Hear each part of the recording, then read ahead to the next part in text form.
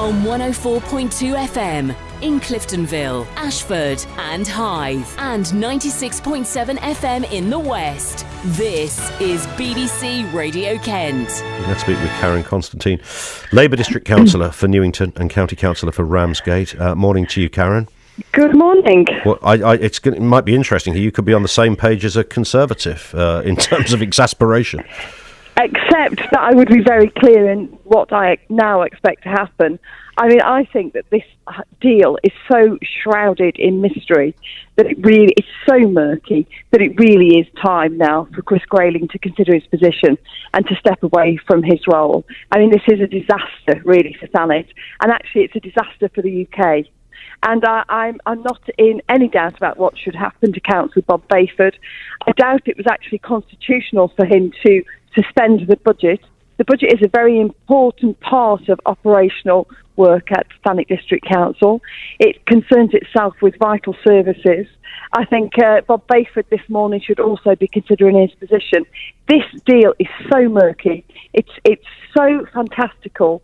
It's so redolent of what's going on with Brexit Britain. It's absolutely crazy. What has Bob Bayford done that he shouldn't have done? He's not here, of course. We have tried to contact him this morning. He did join us last week after the mysterious Grayling phone call that he took just before that crucial vote, which, as it turned out, didn't happen. He would no doubt be saying he's looking after Thanet, he's looking after Ramsgate, he's looking after the coffers in a sensible way. What has he done specifically that you disagree with to the point you think he should be sacked? Well, on the 7th of December in full chamber, I did ask for Bob not to kick this particular can down the road, because we can't step away from big decisions like this. The port is loss-making. Loss-making means it's directly funded by the local taxpayers. That's completely wrong if Bob doesn't have a clear steer on this.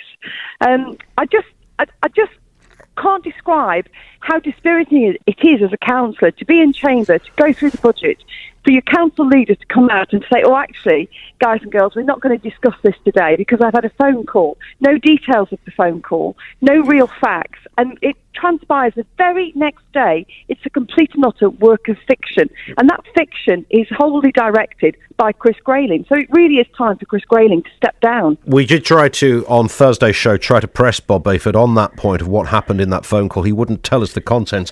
Would it be reasonable to, at the very least, speculate that the scenario we're experiencing right now was discussed in that phone call? I can't speculate on what was said in that phone call. I can only tell you what Bob came into the chamber and told us, and that our budget was cancelled. I doubt that was constitutional, and it leaves Thanet in a state of decline because we don't know what we're doing. We're funding this port. It's loss making. That money, I say it again, it comes directly out of the pockets of Thanet residents. For what good?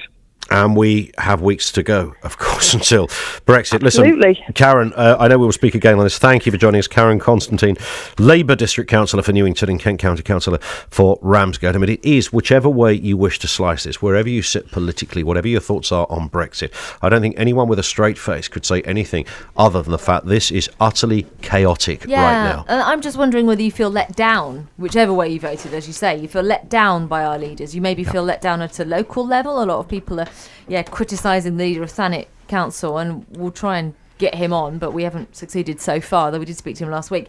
And also Chris Grayling, of course. A lot of people are saying, well, he should step aside now that this has happened because it's an absolute fiasco.